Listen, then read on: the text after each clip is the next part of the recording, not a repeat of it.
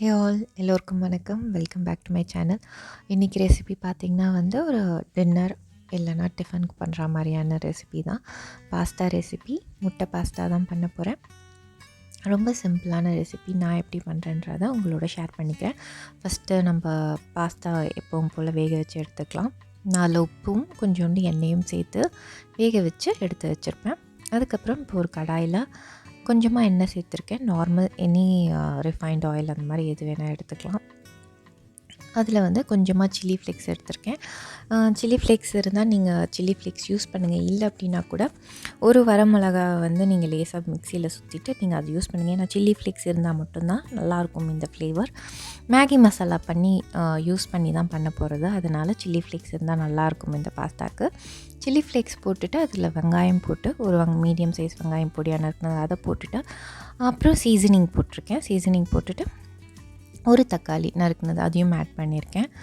தக்காளி அரைச்சிலாம் விட வேண்டாம். இந்த மாதிரி பொடியாக நறுக்கி நீங்கள் போட்டிங்கனாலே போதும். தக்காளி அரைச்சி நீங்கள் போடும்போது அதோடய ஃப்ளேவர் மாறும், கன்சிஸ்டன்சி மாறும். அதனால் பொடியாக நறுக்குன்னு தக்காளி ஆட் பண்ணியிருக்கேன். அதுக்கப்புறம் 2 மேகி மசாலா பேக்கெட்டை மேஜிக் மசாலா இருக்கும் இல்லையா, அந்த மேஜிக் மசாலாவோட 2 பேக்கெட் அதை ஆட் பண்ணியிருக்கேன். அவ்வளோதான். அதை ஆட் பண்ணிவிட்டு சும்மா ஒரு ஃபியூ மினிட்ஸ்லேயே நீங்கள் முட்டை நல்லா பீட் பண்ணி வச்சுருந்தா அதை ஆட் பண்ணிக்கோங்க. முட்டையில் ஒரு 70% முட்டை இந்த மாதிரி ஸ்க்ராம்பிள் பண்ணி நல்லா பரட்டி விட்டுட்டு குக் ஆன உடனே நீங்கள் அதுலேயே 70% முட்டை குக் ஆனால் போதும். அதில் நீங்கள் வேக வச்சு எடுத்து வச்சுருக்க பாஸ்தாவை ஆட் பண்ணி நல்லா கிளறி விட்டுக்கோங்க. அவ்வளோதான். மீதி முட்டை நல்லா வேகிற வரைக்கும் அதெல்லாம் நல்லா வெந்து உதிரியாக வரும் இல்லையா, அது வரைக்கும் பாஸ்தாவை நல்லா மீடியம் டு லோ ஃப்ளேமில் வச்சு நல்லா கிளறி விடுங்க. கடைசியாக கொஞ்சமாக கொத்தமல்லி, அதுக்கப்புறம் கண்டிப்பாக மஸ்ட் ஆட் கடைசியாக நீங்கள் கொஞ்சோண்டு கெச்சப். இந்த கெச்சப் பார்த்திங்கன்னா நான் sweet and spicy ketchup add பண்ணுறேன். நீங்கள் வெறும் கெச்சப் போதும், ஸ்பைசி வேண்டான்னா நீங்கள் நார்மல் கெச்சப் கூட ஆட் பண்ணிக்கலாம்.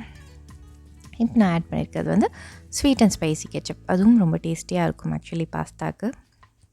ஆட் பண்ணி நீங்கள் கலரிட்டு ஆஃப் பண்ணிடலாம். அவ்வளோதான். ரொம்ப குயிக்கான ஒரு லஞ்ச் பாக்ஸ் ரெசிபியும் கூட இது. காலையில் பிரேக்ஃபாஸ்ட்டுக்காக நான் டின்னருக்கு தான் பண்ணுறேன் குழந்தைங்களுக்கு இன்றைக்கி. ரொம்ப குயிக் அண்ட் சிம்பிளாக டேஸ்டியாக இருக்கும். அந்த மேகி மேஜிக் மசாலாவோட ப்ளஸ் நீங்கள் சில்லி ஃப்ளேக்ஸ், அதுக்கப்புறம் உங்களுக்கு பீஸா சீசனிங் ஒரு பாஸ்தா சீசனிங் எந்த சீசனிங் யூஸ் பண்ணாலும் நல்லாயிருக்கும். பீஸா சீசனிங் ரொம்ப நல்லாயிருக்கும். நான் அதை எப்பவும் சொல்கிறது உண்டு. எனக்கு பாஸ்தாலேயும் பீஸா சீசனிங்கோட ஃப்ளேவர் நல்லாயிருக்கும். நீங்கள் யாராவது ட்ரை பண்ணியிருந்தீங்கன்னா எனக்கு சொல்லுங்கள். எனக்கு 2மே யூஸ் பண்ணியிருக்கேன். நான் எல்லாமே யூஸ் பண்ணதில்ல. எனக்கு பீஸா சீசனிங் அது ஒன்று வாங்கிட்டால் நம்ம இந்த பாஸ்தாக்கு சாண்ட்விச்சுக்கு எதுக்கு யூஸ் பண்ணாலும் நல்லாயிருக்கு. நான் அந்த சீசனிங் யூஸ் பண்ணி தான் பண்ணியிருக்கேன். அவ்வளோதான், பாஸ்தா ரெடி. இந்த ரெசிபி உங்களுக்கு பிடிச்சிருந்தா கண்டிப்பாக சப்ஸ்கிரைப் பண்ணி சப்போர்ட் பண்ணுங்கள். தேங்க்யூ ஃபார் வாட்சிங்.